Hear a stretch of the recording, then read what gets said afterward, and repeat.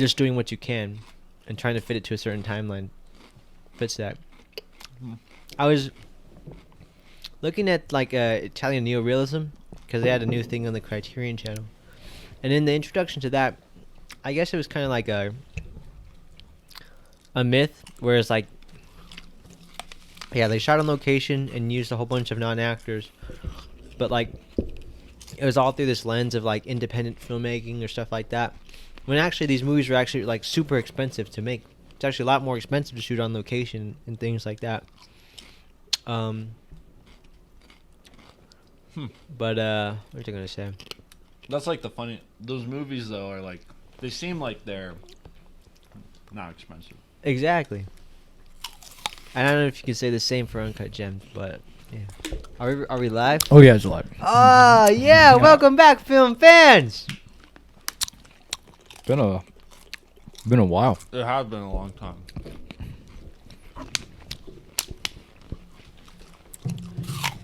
Too long. Mm-hmm. It's good to be back.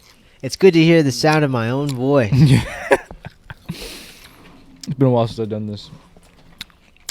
I think the last time I did this was literally just it was a Halloween one. Who was on the Halloween one? Was it just us three? There's the Exorcist episode.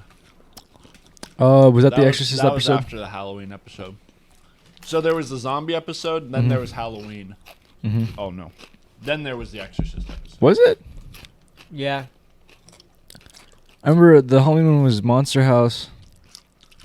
The Exorcist. The Exorcist. And Raw. And Raw, yeah. And then the Halloween we did a Snake of Blue or. And that was the first one we did. No, Snake you of did Junes, Drag Me to Hell. Drag Me to Hell. You did Drag Me to Hell. Yeah, I did Drag Me to Hell. Raw we did with the Snake of June. Anyways, here we are to talk about movies once again for the 24th time. It's been a year. Yeah, has it been a year? Yeah. We need to make the next, or not, maybe season not 2. It's season 2 of Screen Time. This is season we 2 should do a premiere. special episode to celebrate it. Yeah, we some way or should. another. Maybe 20. I don't know. We'll figure it out. We'll see. Maybe for 25 we'll just do like an all day one. Yeah. Talk about the ones recommended. The Screen and then- Tongue Film Festival. Yeah, that'd be cool. Mhm. We should like get movies too, like from other people. Mm-hmm. Just ask like random people to like write down a list of 5 movies or something. All 4 of our fans send in your 5 Yeah, all 4 fucking Joseph, fucking Waffenshooter, and Elwood. Elwood and Angel. Mm-hmm. But yeah, I feel ready to get in like the groove of something new, you know. I want to get back into like Every 2 weeks. every 2 weeks, Yeah. and like not just that, just like projects and stuff, just like Yeah. all of it. I want to Just get back. working. It was Back a busy into something. semester. It was fucking It was a crazy. semester. It was I've a never lot. experienced anything like that. Yeah, it's nuts. I think I've gained like short-term memory loss sometimes. Like smoking. I was gonna say smoking the weed. Smoking the grass. And just going to school and then sleep. This is like the first semester where it's like sleep was like hard to get sometimes. You Mm-hmm. know, Yeah. it's like this is what people say is shitty about college. Yeah, it was a crazy semester. All right, so we're on a bit of a time crunch. Still pretty busy. So yeah, I was telling The- Anthony. If nothing else, I'll give like my summary of each of them. But if you guys are still going, don't let it impede. Mm-hmm. And next episode, if I still have some stuff to say, I'll talk about it. I'll try to hit like maybe 15. Because we also need to talk about our recently watched at some point too. Yeah. So that might be. Maybe we should just skip the recently watched and get in the movies. Okay. Yeah. We'll We see could where do we that. get though. Yeah. We can do that at the end. Yeah, Every do it at time we the have end left. or even like the next episode, just like really recap everything. I think that'd be good. Because I mean, I've watched a pretty good amount of movies. I have It's- too. it's There's not- a the lot to sack talk just gets about. bigger Yeah. and bigger. We just gotta do a We- recently watched Yeah. episode. We need a Yeah. bonus episode next Yeah. Sunday. Ready for like a 5-hour episode Yeah. where it's like the first hour and a half is just like the recent Do the one. first hour and a half, end it, then start the stream up again. All right, yeah. So let's start it with Upstream Color. We just finished Yeah, watching we should it. watch. So we should start with that one. Yeah. What the fuck? I don't know. I lost I lost my Consciousness. Consciousness. I lost my attention for it at times. I think part of it's because I'm high, Oh, but the yeah. movie's also weird. Like, I remember watching it at first and starting to think, like, I just don't like the way this looks. This just looks like an independent I just don't like the way movie, or like it looks like a student film that doesn't have like a really great camera, but it's like, The best they can do. yeah, you know.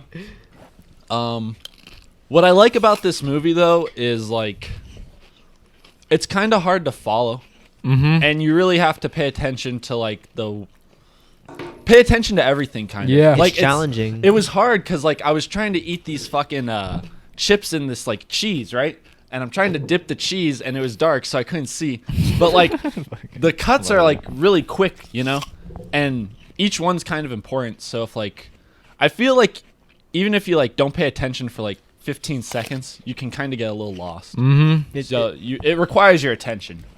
Yeah, there's a certain amount of intention too, where it's like, at first it feels weird, but then it feels a little deliberate. At least in the cuts, where it's like it makes sense. Yeah, It's just quick, really quick. I was talking to Deja about this actually earlier today, because we were watching this Netflix original, and it's disturbing sometimes to see new movies where it's like, it's almost like intended to be a background movie, you know, something you put on while you fucking, I don't know, do the laundry Yeah. or something. You can look away for 15 seconds and go back and know exactly what's going on.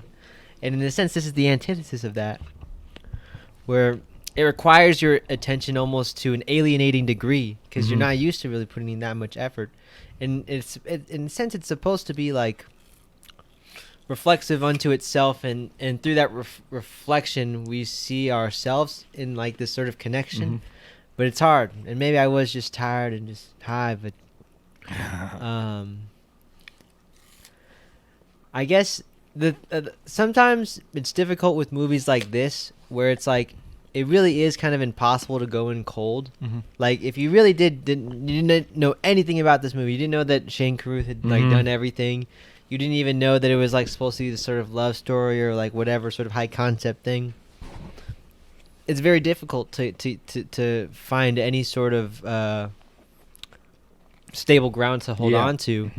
And so it always feels like you're playing catch up, which in a sense it might be purposeful, because these characters, at least, or whatever you want to call the people in the movie, it feels like they're trying to catch up with something or themselves, or at least some sort of recollection of memory.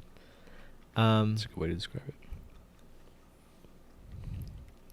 But yeah, I guess it's maybe important for this film to do it so immediately. We literally just came from watching it.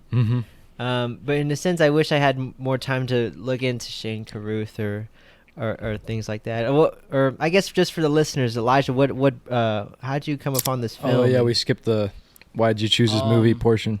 Yeah, probably in like 2019. I know I saw Primer. I checked it out from the library, and like I told you guys, I don't know if I like really even get like Primer all the way through right now, and I've seen it and also seen it with like the commentary, but it's something that like kind of catches your attention, because it's like this like this really ambitious idea shot like with no money, you know, and yet they're still making it something that you find interesting. So that's kind of the way like I feel about Primer. And then this is the guy that made Primer. So, and I heard good things about it, and it's just, he's only made 2 movies. This is his last movie. He's not even, he wasn't like a film major. He was like a math That makes major. sense, yeah. Really into like numbers and stuff. He's like an engineer. So That does make sense, because the movie feels like it deals with like this certain like mathematical lens or approach to probability, and like, you know, the same way that Mr. Gregorich, our calculus teacher at our high school, he would like say that like if you actually intentionally try to make things random and have different numbers, that's not random. Actual like true random has like some repetition towards it.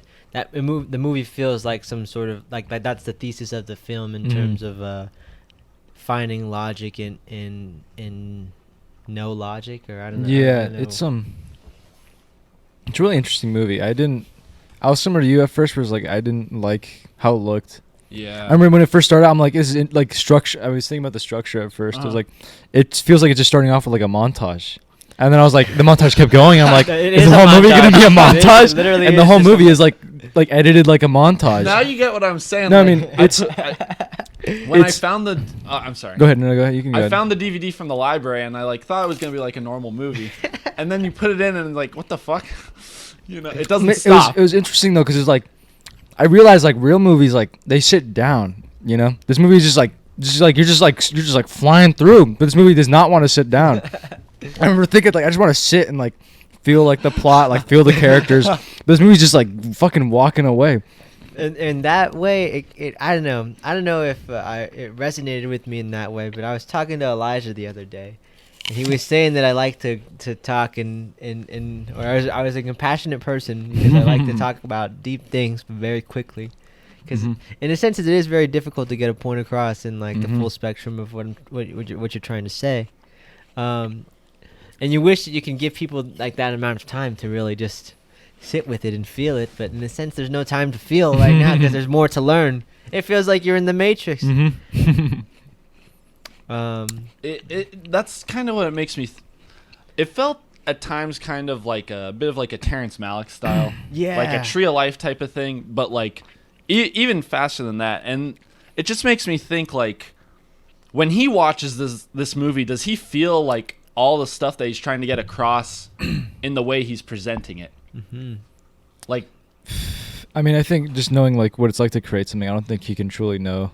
I mean, like, he obviously understands all the ideas, but it's like, in a sense, making it is so that he can figure it out, right? And then a lot of it is like, and that's why it's interesting to see like filmmakers talk about their projects before and after, because sometimes in the after it feels almost like and they say like editing is the final rewrite. It feels like the process of actually making the film is actually them like revisioning it into whatever it is.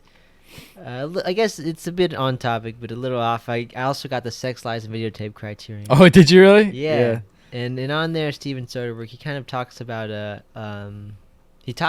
Lies, and Videotape 30 years removed, and he says like, these are all these things I can see what I was trying to do then, but I wouldn't be able to say that until now. And so,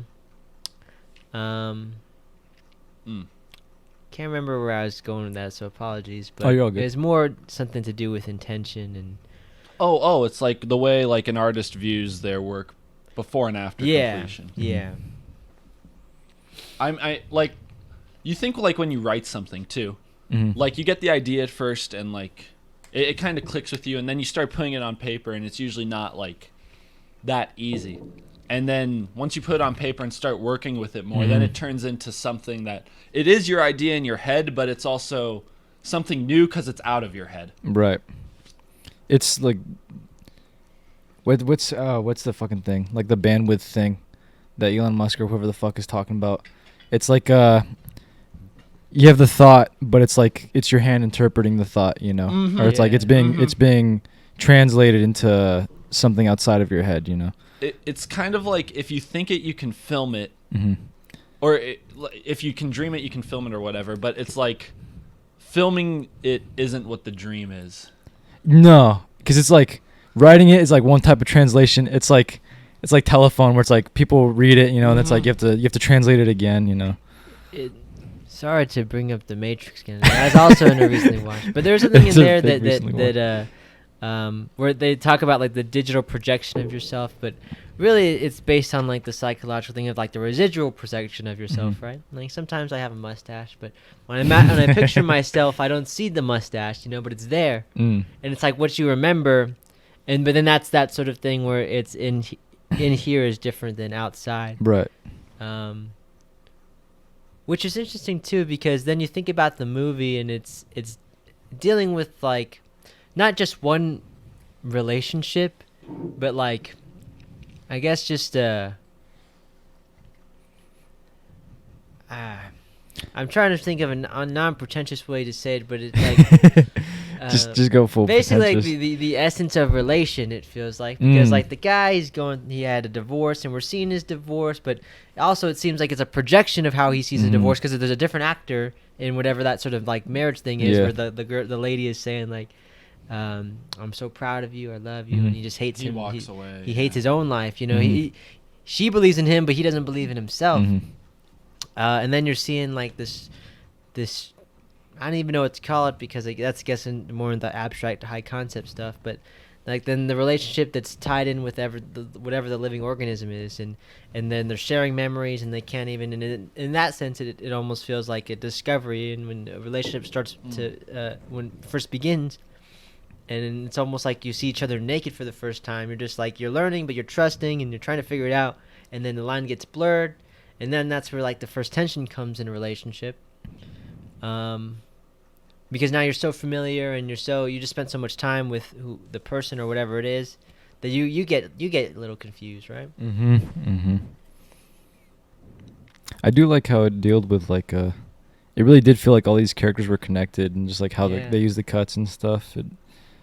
It feels like a life cycle movie. Yeah. Mhm. What do you mean like a life? What do you mean a life cycle Because movie? it's like kind of like there's those worms, Mhm. and it's like it's passing itself through like the caste system, sort of. Like it starts off in plants, then it gets into pigs, and then it gets into humans, and it Mm. connects like the humans with the pigs, and it connects like the pigs with the ground. Mhm.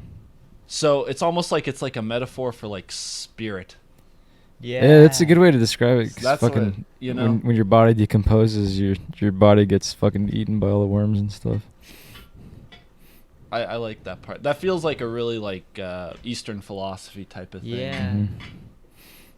Like, when you're reincarnated, are you connected to?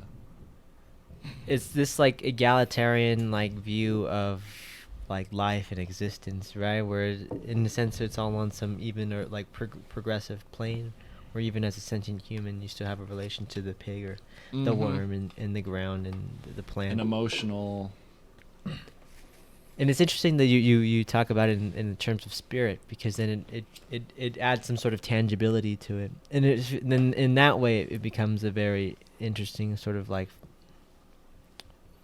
I guess, philosophical way to view the movie, where Mhm. it's beyond like the emotional resonance of like a relationship, love, and those sort of feelings to in a sense more declarative in terms of making like certain statements about spirituality or however you want to view it. Mhm.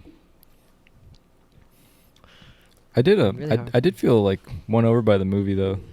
Yeah, As it it's- went on, it was like I got invested. in what was I going on. respected it. I liked how it really felt like going crazy. You know, Yeah. it felt just like I almost like how I imagine like a functioning crackhead to like You guys- live the world. You You know, guys gotta watch Schizopolis. dude, man. You guys gotta Oh, watch Schizopolis. it's such a cool title, man.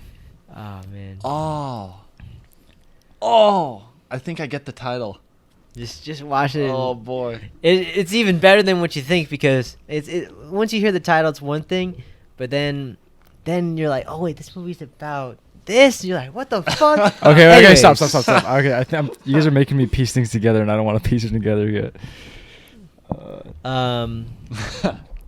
Sounds cool. You know, when we're talking about the cinematography and stuff like that. What's interesting too is that like as the movie progressed, at least in my opinion, like the cinematography did get better, and I don't want to Yeah, it like did. it's not no disrespect or anything, because it's low budget and it's very difficult to work. I can only imagine, but it just feels like it just got better. Like they got better as they Yeah. kept on shooting. Like, I wanted to know like behind the scenes if they had shot in sequence or not, because if that it makes more sense if they Mhm. did that. It definitely felt the most low budget towards the beginning. It felt more like a Yeah. student film.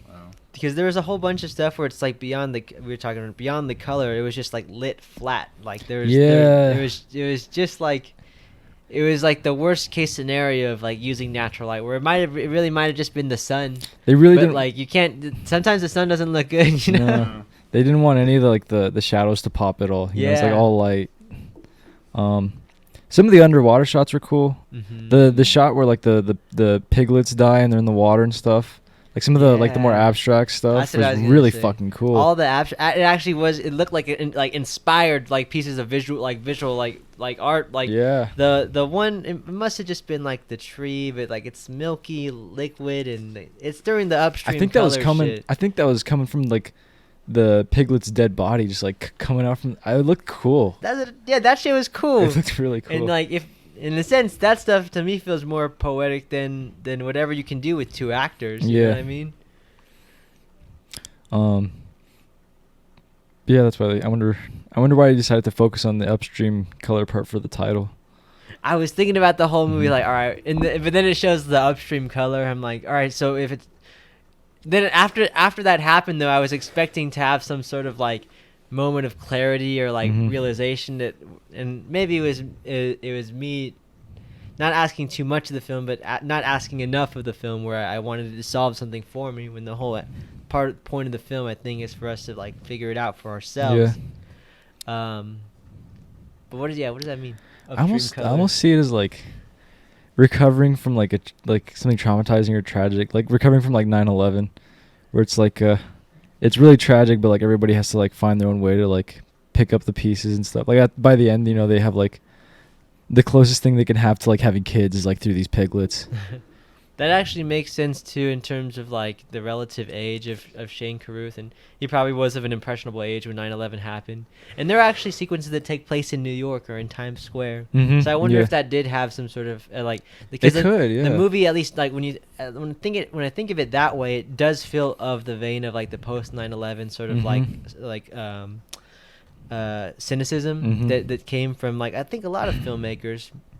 And just in more of an aesthetic choice than an actual like sort of like topical choice, where like Spike Lee and Inside Man or Steven Spielberg like in things like War of the Worlds, where it just feels like it's more Mhm. of just like it's just gray, it's desaturated and whatnot. I would even argue that The Dark Knight has part of that in Oh a man, sense. or even like the recession in like 2008, Yeah, like losing your money, losing your house and stuff. Yeah. that's a good point too. And it's interesting when you talk about like just trauma and stuff like that, because a lot of the characters, it seems like the one relationship they're talking about, some relationship where somebody was addicted to illegal substances or drugs or something, and it's actually, I'm trying to remember all. It's yeah. There's some parts that are a bit hard to remember. So I guess. Could you guys try to explain the plot to me? Yes. So it's like the beginning's like showing how these guys discover like this drug that can like connect people. Right, that's what I took away from the beginning. With, like, I forgot. Yeah, Yeah, They have, then like, he put it inside the pill. Yeah. He puts it inside fuck, the pill. I Yeah. It's like forgot. a worm, right? Yeah. It's like a worm, mealworm, caterpillar, whatever the fuck it's supposed to be. Yeah, they started off with like, that's where it felt like the most low budget, like those beginning sequences. Yes. Oh, there's that part where he shows them the drugs. Yeah. I like how he's just like, he looks like such a millennial too. He's just like really That tight was- shirt. And he's like, That was very like a hipster. yeah, really that was very student hipster. film. But like even just the way he was like slinging it around the bag. I like those shots where like you can see, or it looks like there's a worm under their skin. Yeah. Oh, Those yeah. were good. Yeah. Those were cool. When she was on the bed and stuff. I was trying to figure that out though, or How they did it? No, just what it means. That's inside them. But yeah, but then does she kills herself, right? Or she stabs her She foot? stabs. She's like trying to get it out, but like she's like obviously like super fucked up in the head, so she like can't do it right. So they sell the drugs that have the worm in them. Mhm. How do they connect? And then they try to do this thing where they like hypnotize them to like steal their money. So it almost felt like, because he was the dude that discovered it, like he's connected to like everybody who takes the drug almost, like has like full power over them or something like that. Because like he was connected to them, but he could also just like tell them like, yeah, my head is made of the sun, and like she can't look at him or some shit. That part was pretty cool. Where she's like, my head is made of the was sun, clever. and then like there's like a bright light.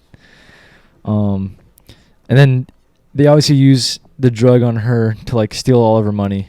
Yeah. So it's like some like burglary stuff. And That- it's a little rapey too. That part was interesting because it kind of made me think like almost like if it was a movie about you don't remember what happened, and then over the weekend you lost all your money, and you're like, how did it happen? And then they're like, oh, you did it. And then the movie's like unraveling that. And I felt like everything before that was like a weird explanation. Yeah, it was very exposition-y. Kind of. It was like a cool way, though. It was like a cool way to like say a story like that. That's what I thought it was going to turn into. Like, because that part is so abstract that in a regular film, you know, they would have an actual exposition scene, and then that would be their sort of like metaphor. And then it would sit down. Yeah, the movie starts with the metaphor as their exposition, and only gets more abstract from there. But how else can you explain that? I don't fucking know. I mean, you could, but like, I don't know. He's not trying to spoon feed it to you. I guess you just wish that the execution in the beginning half was just better or like more refined in terms of where it ends in the second half, and then it would feel like much more like a masterful stroke. Where it definitely feels like an idea that was so like strong that it kind of rocketed through whatever sort of hindrances they might have had, and to the point where it finally did start to work. But sorry, what were you gonna say, Elijah? I was watching it and I was almost thinking like, this is a movie that might get remade in the future. Yeah, that'd be really cool. Yeah, because it made me think like, when like you see like especially growing up in like the 2000s and 2010s, like all these horror remakes come out, you know, and like you kind of have like an idea already of like, I don't know what the killers are like, you know. You think of Friday the 13th as like Jason, when like if you've seen the first Friday the 13th, you realize like that's not what it was, you know. Like the kind of like The Thing. It's always different when you like see the original one compared to like the way society like views it. But the original one always like has kind of like a spark about it, and it made me think with this movie, there's like this like intellectual spark with it, but it's like it doesn't have a lot of money, and it's kind of like hard to explain. And this would be something that like film students now, if they're really into it, they might pick up on it, and then like in the future try to take it somewhere else. I feel like oh sorry, what? I was gonna say, I wonder which film students. I mean, I don't know. There's film. It reminds me of maybe a lower budget, more contemporary sort of Tarkovsky, like Solaris, and then Steven Soderbergh remade it, where it feels like a very high concept, hard to explain idea from someone who definitely had like some sort of like masterful stroke, but it isn't really accessible. And there's a difference between a film that's like very like profound and maybe impactful and accessible. Because it's one thing to just make a very great point, like artistically and eloquently, but it's another thing to make that point in a way that everybody can understand it. And so sometimes when you get a remake, it works in its benefit. Like when you say The Thing, you had The Thing from outer space, and then John Carpenter just did his thing to it and made it The Thing. But I don't know. It would be weird. If somebody did decide to do a remake it, I'd be skeptical because it also feels so singular in its sort of like goal. Where I guess who are you adding? Are you changing? Are you just doing it in your way? It's all valid questions in ways, but you know, I guess that's with any remake. Yeah. Denis Villeneuve. Watch this movie. It's 12:30. By the way, 12:30. Okay. So, Alright. wrap it up real quick. We could. I don't even mind coming back to it like next episode. Yeah. Or, like, if you guys want to keep talking though, don't. No, we could just come back to it. Yeah. Are you Just come sure? back to it. Yeah, Okay. don't worry. Okay. Do we still want to do recommendations then? Yeah, let's just sum it up here and see. Let's keep on going too. Okay. I'll rate it too. I feel like there's more I want to. Oh, there's a lot more I want to say. I feel like it would benefit though from some it's sort of definitely- marinating and Yeah. I give it a like. You know, Something. something. Give it a like. Yeah, I'll return to it. Have you seen Primer, Norby?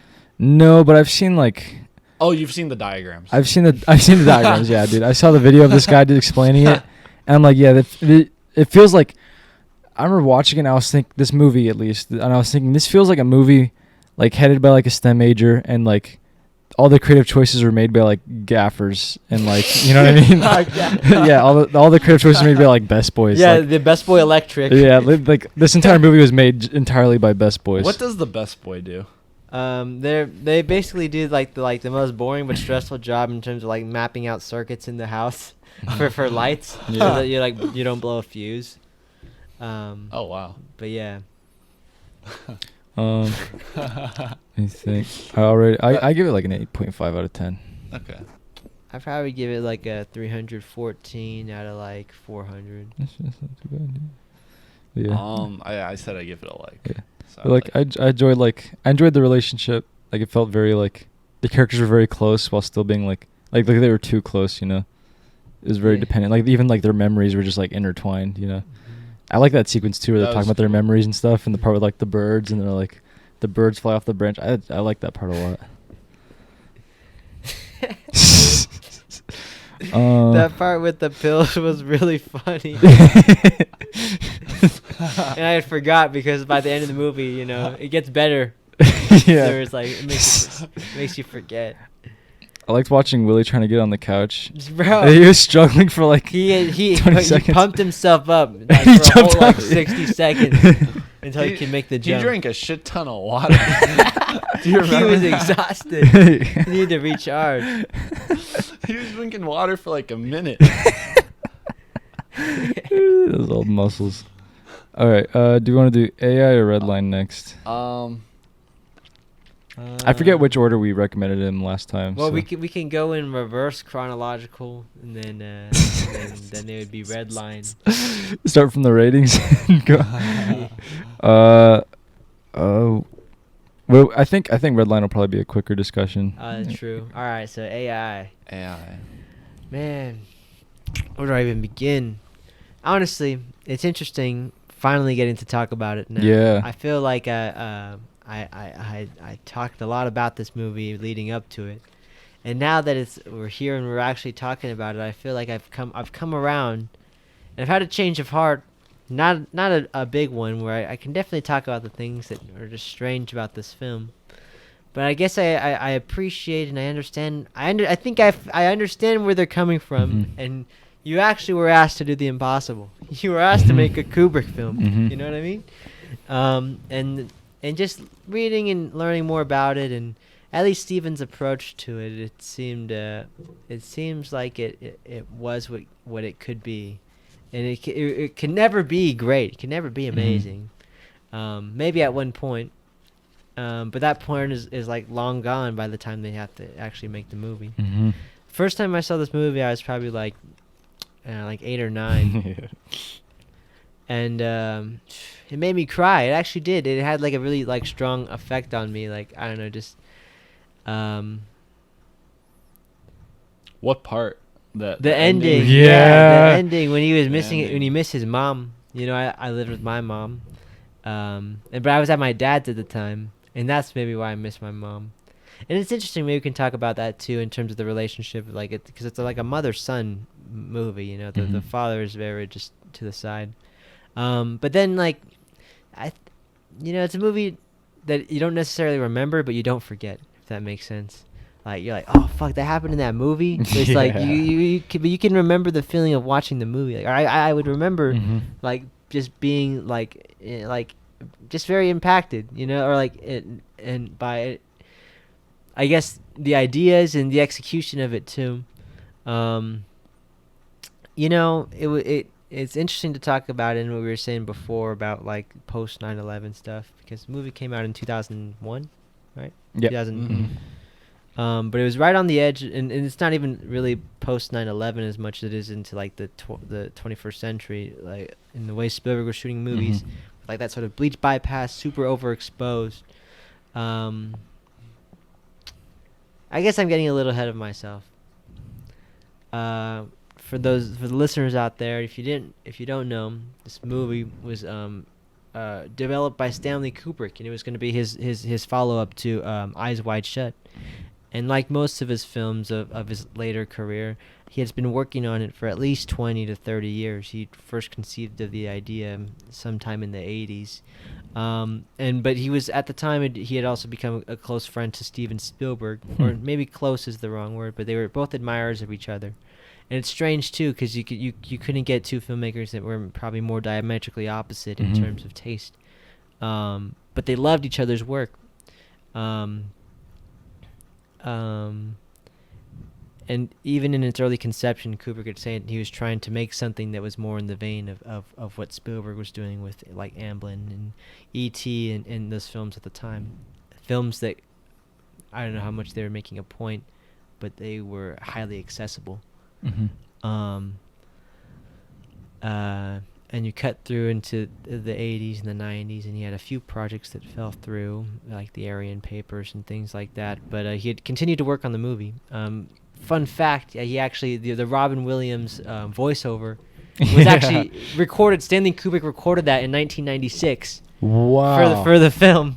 Holy shit. But just like on a whim, Wow. you know, just and that's another thing too about the film that we can talk about is that I said this before and I want to know what you guys think about it, but or at least what parts do you think were Spielberg and what parts do you think were Kubrick? Ooh. The ending is like both of them. The ending is like both of them because like it's something that's like really sad. You know, he only gets to see his mom for a day, and seeing his mom is something that in a way he shouldn't do it because it's going to be like so painful once he loses it again because he's gone so long without having it. To see it again would just be like torturing yourself. Yet he decides to do it anyways, which is just like it's both of them because it's Kubrick because it's like then there's like eternity of like madness and suffering, but it's Spielberg because there's also eternity that lasts in that moment. And it's like a beautiful like The eternity of the emotion that is conceived in having that moment. and it's like it's a sad ending, but it has like that like Spielberg optimism to it. Yeah. All the way down to the John Williams score. Yeah, for real. Yeah, as a little, I mean, I have a similar story with it. As like, I watched as like a little kid, you know, and I remember thinking like, this is a weird fucking movie, but like it does get a response. I remember it got a response out of me, and watching it now with like, you know, more maturity and like the brain to like analyze it and understand the feelings behind it. You can really see like the two directors like almost like it almost feels like a clash sometimes, you know. Yeah, an interesting one though. Yeah, not like terrible at all. Because I was gonna say that like at least when I had first like seen or thought about the movie for the first few years, I had always thought that like the beginning was Spielberg and then like the sex stuff was more of the Kubrick thing, but it was the opposite. The first 40 minutes of the film were from the original draft that Stanley Kubrick had helped, like that had like co-written with the writer or whatever. And all the stuff for the family, and Teddy was a character that Kubrick had designed. Wow, That's cool. Yeah, he was cool as fuck. Yeah, Teddy's dope as fuck, man. I love the way he walked. Yeah, dude, I remember as a little kid, like I just knew Teddy was fucking sick. And fun fact there, the two main special effects people were Chris Cunningham, the music video. That's director right. That's right. That that's makes right. sense. for Apex Twin, who in the 90s, Kubrick saw one of his videos, one of his early, or it might have been his sculpture work, because he was a sculptor before he was a filmmaker, and had recruited him to help in the pre-production for AI. But in the early 90s, before he was even doing Eyes Wide Shut, and he'd worked on the project for about a year before leaving to become a director in his own right. Nice. But then the other person who did the special effects was I think his name is Greg Nicotero, who also co-created The Walking Dead. Just fun fact. Interesting. But what was I gonna say? Oh no! But then all the like the sex stuff, the what is it? The skin, the Flesh Fair. Flesh Fair. The Flesh Fair was Spielberg. That's interesting. Whoa. So it's like kind of the other way you would think about exactly. it. Exactly. And that's what it really is when it's like this like strange sort of time capsule of like Kubrick really was trying to do a Spielberg film, and then Spielberg taking the reins of this movie is now trying to channel it, trying to make his Kubrick like movie. even like Jude Law's character, like it would be like he would be like a character in a Stanley Kubrick movie, but he doesn't act like it. Yeah. in his character, it feels like a combination of like Eyes Wide Shut and like a Clockwork Orange, like in the weird sexual nature of it. And But then he's like nice, kind of. yeah. Yeah.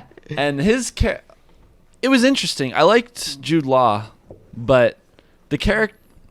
His hairline reminded me of His hair was what's so what's weird. what's the one We Are Number One. Oh yeah, I know what you're talking about. The kids show.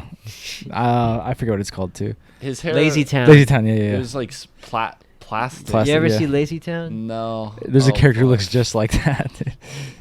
I liked the character, but he was like. I feel like if you were to read the script in like a script class, they would say he's like extraneous, kind of. It's just it's strange too, because like I guess in the avenues, the movie does feel epic, like in its scope and scale and and its ambition too. And you can talk about the ending. Yeah, good lord. And I how thought lo- about that. how long the ending is too, because like you would think it was maybe like a 5 or 10 minute conversation. Yeah. But there's like it's like a 30 to 45 minutes post Ice Age. Yeah. You know what I mean? I remember watching as a kid. I thought that last part with the aliens was just like 20 minutes max, you know? That is crazy though, that like there's aliens at the Yeah, dude, I remember seeing that as a kid. I was like, what? He was under there a See. long fucking time. I was confused too, because like also the way they get to New York is he's trying to find the people who created him, because the guy had made him in the image of his son. And then it feels like is it Alien Resurrection, where she sees all the clone Mhm, yeah, Ripleys, yeah. and you see all the clone Haley Joel Osments. Haley Joel Osment, I think he gives actually pretty good performance. And it was the no blinking. Yeah.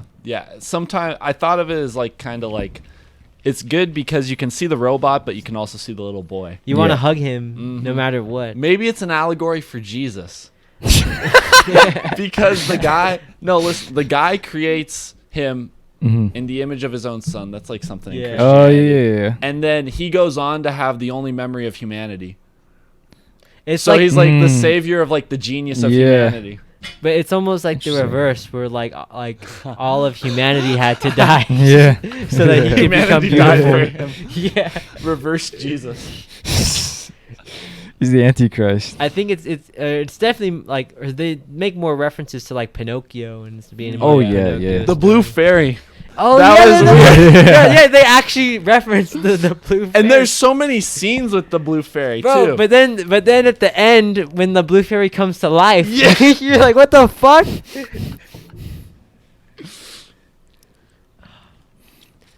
What?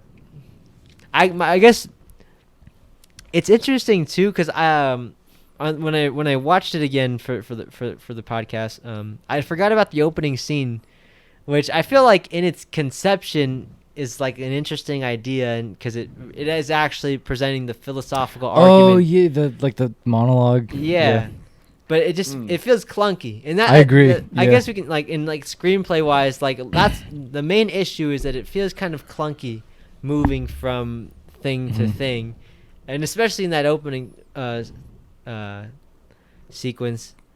That being said, though, there's no deny like that Spielberg has like the like a true talent with the camera, and the way he's able to just like block.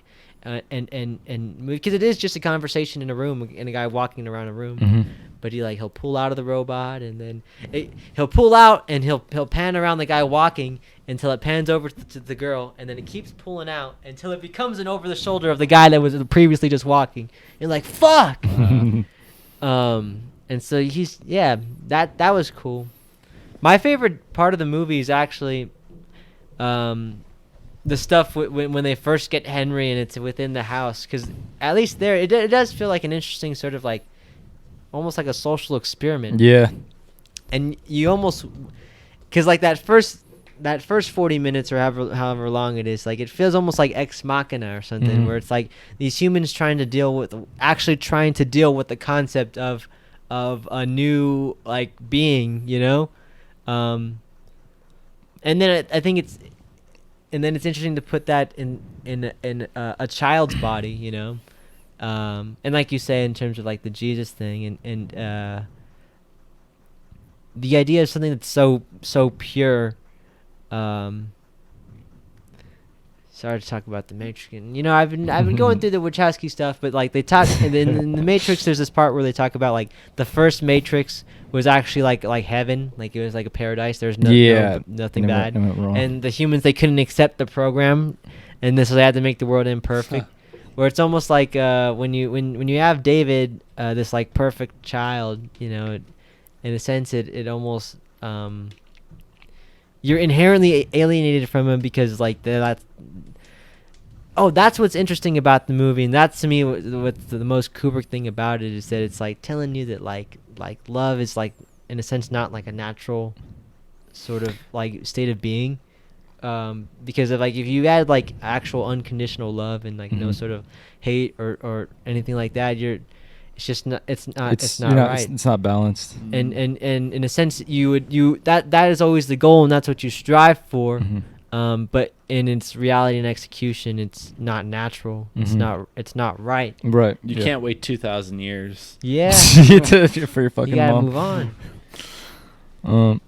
Yeah, I really enjoyed the tone a lot this time. It was like such a really cool mix of tones. I've never seen any movie captured quite like that. Or I really like the scene where he's eating and he's like just laughing.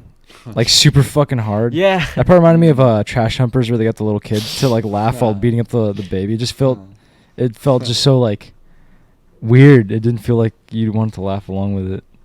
I mean, I was still laughing though. He did a good job. Oh, he did a great job. Yeah. He did a good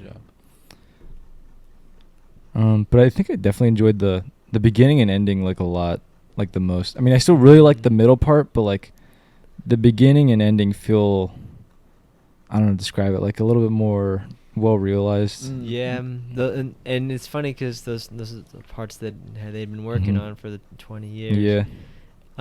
I think the main issue about like the middle portion is that as ambitious and as large and as like unique and strange it is, it does you wish you need more time with things like that, you know, and what it presents you. Because in a sense, it made me think of like Blade Runner 2049 and like the Las Vegas sequence, which is maybe just as brief, if not briefer, but it feels more realized, like you said, and in a place where this is just like it's so much, where it's almost to the point of like it's beyond trying to show and present themes and ideas that are maybe correlated or tangentially related to like the main sort of like story question, to where it's like you're just introducing so much, like with that Robin Williams sequence and things like that. It's like it's just a lot. Yeah. And then certain things are, and I guess just a little bit corny, like when they are in the flesh fair and David gets captured, and then the little girl finds David in there, and the whole time she's like, Dad, get him out of there, there's a boy in there, there's a boy. He's like, where's the boy? And they do the scan and all that stuff, but he's like, oh, he's a real boy. And then who plays it's the Scottish, I think he's Scottish. Brendan Gleeson. Yeah, Brendan Gleeson. And then he comes out and gives that speech, and then they throw the tomatoes and shit like that, and it's like, in the sense that, yeah, at that point it becomes like a cartoon, which is not necessarily a bad thing, but that felt almost like a robot Holocaust sequence. Yeah. I thought about the Holocaust a little bit. I remember watching that as a little kid, feeling like fucking so much dread. It's sad. And not just that, but even leading up to it, when they're like running away from the blimp and thing, that part does look cool though. Like when the blimp or whatever covers the moon. Yeah. It's really interesting movie. It's crazy too that like the movie is so like different and wild and ambitious, and it really could only be done by someone with like maybe the clout and power that like Steven Spielberg has, you know. I don't know how much movie it cost him to make, but it certainly does not look cheap. No, God, no. Especially in comparison to like just watching Upstream color, you know. Yeah, Jesus. Every shot looks like the budget of Yeah, whole like the movie. entire, yeah, for real. Let's see. All right, it's 12:52. I don't know what you guys. I would give it like an 8.7. I really enjoyed it this time around. Movie actually made me tear up, Oh, but yeah. like the last scene really made me tear up. Kind of, yeah. You feel bad for him, Yeah, it's just like even though he's like a robot, and the concept the of it. journey, just like, and it's so like ignorant and arrogant, but it's like so bitter. I don't know. It's just like there's so many emotions going on there. It's cool that it makes you feel kind of confused. Yeah, it's just like, and then it's like he's also content with it too. Like he goes to sleep, like the robot goes to sleep For like the first time in its like existence. in existence, and it never wakes up. It's just like, wow, it's just like, I don't know, it's just really bittersweet. Yeah. It's cute, but it's like sad. I felt and so bad fucked for up. Teddy. You know, it's just like Teddy's Now just like, Teddy's gonna be yeah, alone. Teddy's just like watching him With the fucking die. aliens. He's just watching both of them die. Yeah. I think there needs to be like a sequel with Teddy just like going on some like crazy adventures, like smoking weed and shit with the aliens. They did. It's called Ted. Ted too. I'd give it like a B+. That's basically what I give it. Yeah, Yeah. B+. It's strange because when I had first thought and seen the movie, I mostly wanted to just talk about how it's just how crazy that it existed and why it was just so weird and unique and one of a kind. But now it's like, yeah, you just appreciate that it's those things. It's not necessarily the bad thing. I will say that, like, when talking about the film or when I think about it, if I talk to somebody about it and they just say that, oh, yeah, it's a good film, that's all they can say, and they put the period right there, it's a disservice to the film. Mm-hmm. And if I ever tried to punch it down, it's only to be provocative and saying, like, think about what you just watched right there. Mhm. 'Cause that really is just like, the fuck? Yeah. And it's not even like it's like the most abstract movie. Like, we just watched Upstream Color. You know what I mean? It's like, it's not abstract, but it's very difficult. You got to think about the sort of filter of ideas, or whatever we'll call it like an essence filter Mhm. of an idea. And like on an independent film, you already have a wider sort of a weaker filter. Mhm. And then with like a shoestring budget, yeah, that's why you can get something so singular. But then your execution, your sacrifice there. And then you might have all the money in the world, but Mhm. now your filter becomes so fine and Yeah. constrained. How do you even get the original point across? And I don't know if the movie necessarily gets the original point, but it gets so many points. Yeah, it's like the I don't know. execution was like blockbuster, but the tone was like abstract. And you just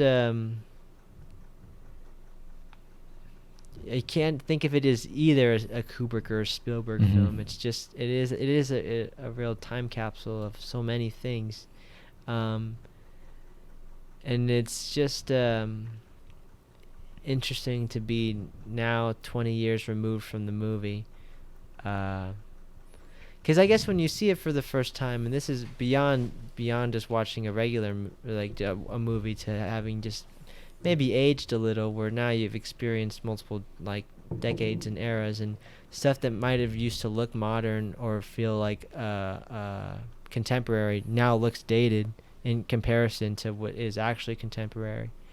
It's just crazy to think of it like that Mhm. too. But yeah, you guys, you have to check it out. As just film fans out there, I guess you gotta, as film fans, you Mhm. should just check out all the movies we Yeah, for recommend. real. But no, like, yeah, I think I don't even really like this movie, but at the same time, I like it enough to say that you have to like, we gotta have a conversation about it. Mhm. Everybody. Fucking Joseph commented on the post today saying something like, more movies to add to my extremely long watch list. Ah, man. Oh, I guess I'll give this like a. I'll give this like a 1900 out of like, or a 19. Wait, I'm confusing myself. From 1900 to 19. I'll just give this 1900 Oh, out shit, I of will just say something. 2001. All right, keep going. Sorry. No, Say I already gave my Say it again, I didn't get 1900 out of 2001. Fuck yeah. All right, cool. Elwood said, working hard on stuff. Apologize for my absence. Love you guys. Didn't get to watch Upstream or Redline, but Chris Rock Robot makes me happy. Fuck yeah. Oh yeah. Yeah, it's a bit of a shorter podcast today because We'll catch up. yeah, on we're it. gonna We'll probably do catch like a up. part 2 on these discussions. Yeah. But okay, and then Redline real quick because it's already 12:55. Redline looks really cool. Yeah, that's like that's it. That's it. It was fun. How though. did you find this movie? No. Oof, I don't quite remember, but I was really let me try to remember.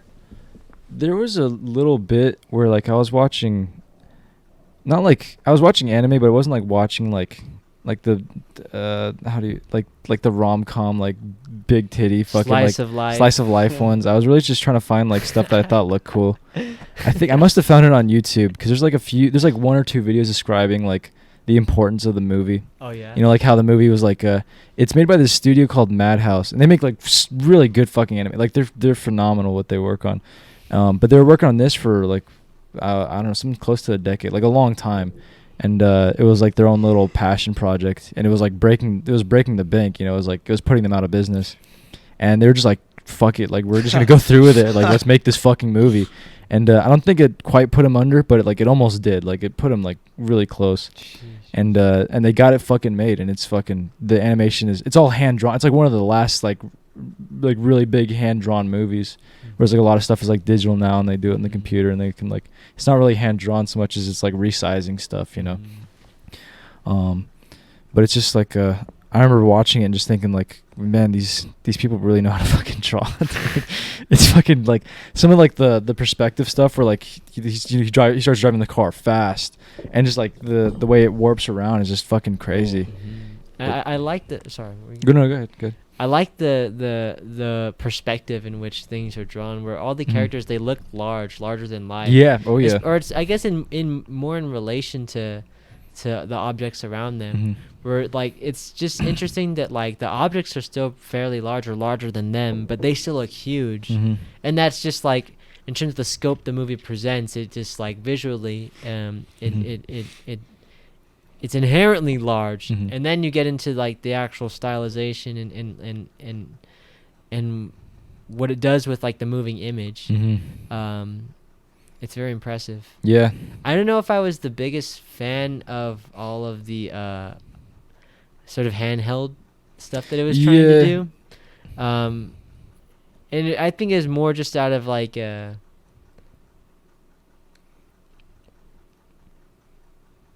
maybe it was just too frequent, where I think it could have been used in more key moments instead of every scene. But yeah, it's really dense. It's also like, did you also just watch like the one on YouTube, the dub on there? Yeah, I watched. I think I rented it from YouTube. Yeah. And it's just interesting too because it just kind of just throws you into this world. Yeah, it's really, like you said, it's dense. Like there's like nothing's like not moving. Like everything is animated. Like there's like crowds are just like fucking. It's like everything is moving. It just looks crazy. I remember liking the music a lot more the first time I watched it. This time, like I'm like, I've heard this like a million times. I'm so over the music. I don't like it that much anymore. We were talking about the dub a little bit earlier. I'm not a big fan of the dub. I love most dubs for anime kind of suck, but this is one of those movies where it's like you do want to not be reading really, just like taking in what the fuck these guys drew. Yeah, we were talking about it off the pod, but just for the listeners out there, you know, to be honest, like I get, and in a sense I'm on the side of like it shouldn't matter if there are subtitles or not. You should just check out the film if it's an important film to watch.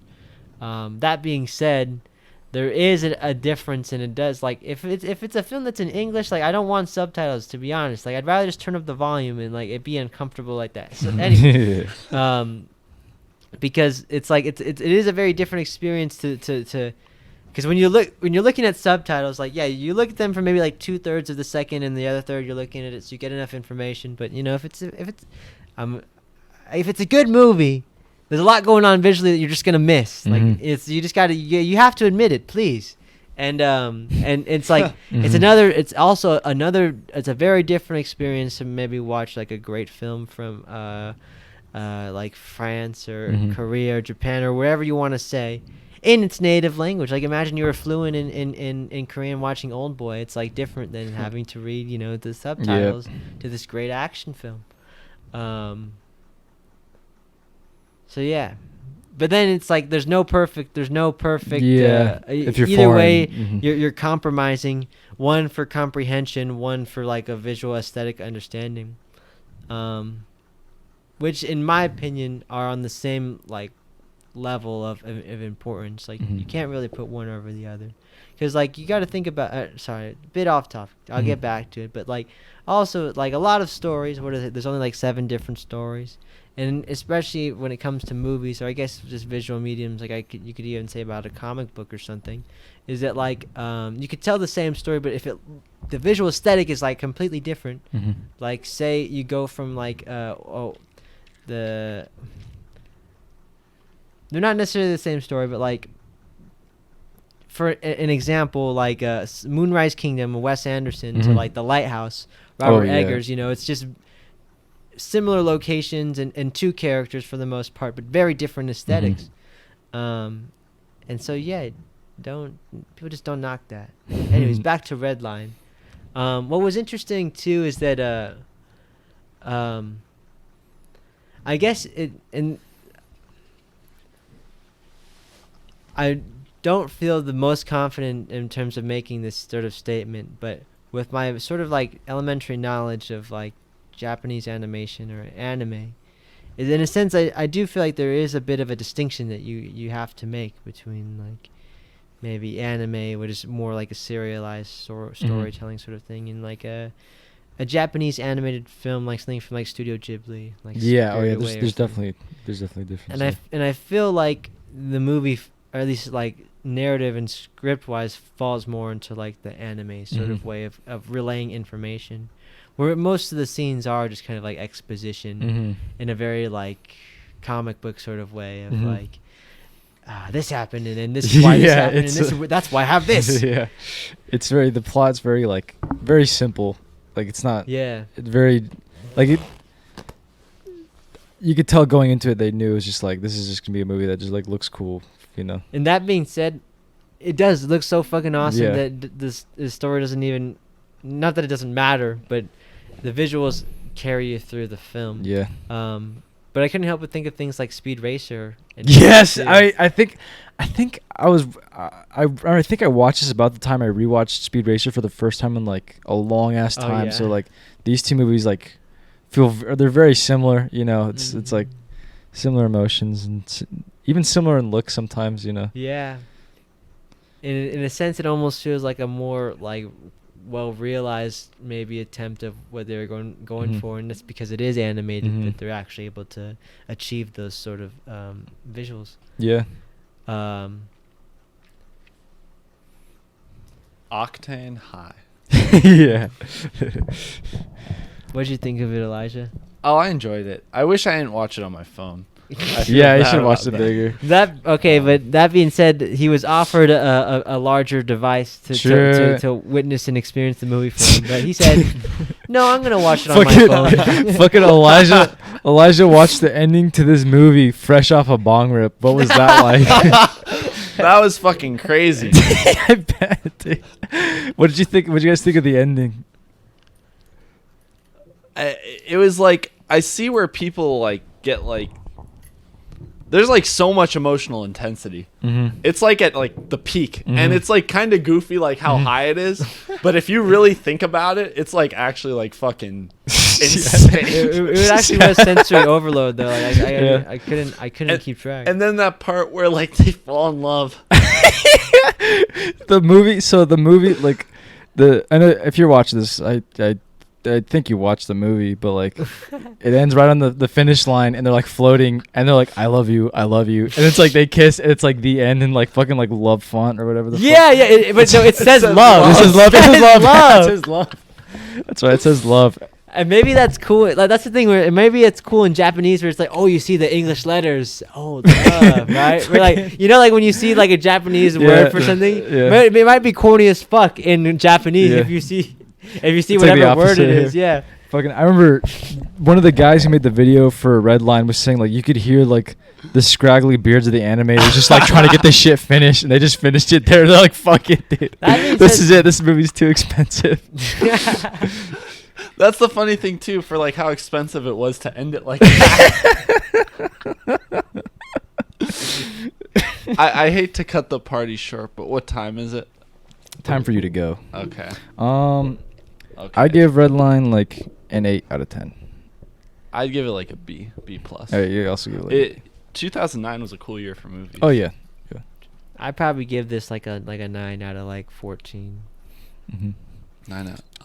We should continue this conversation. Yeah, this will be just like a We part one. didn't- I think we could talk more about all the movies. Do you want to do recommendations right now? Yeah, we could do it. Yeah, real let's quick. do I already have mine recommendations. ready. I have Please. mine too. Okay, good.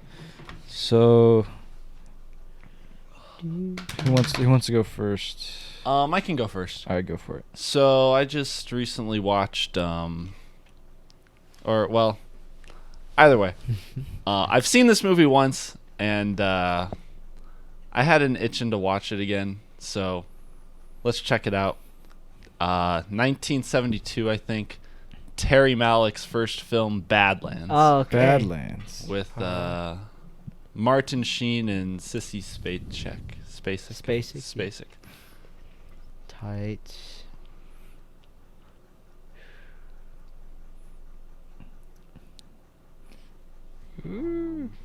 Hold on, let me grab some. Sorry. I'll be right back. Oh.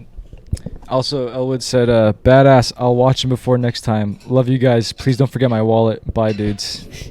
Love you, Elwood. Oh boy.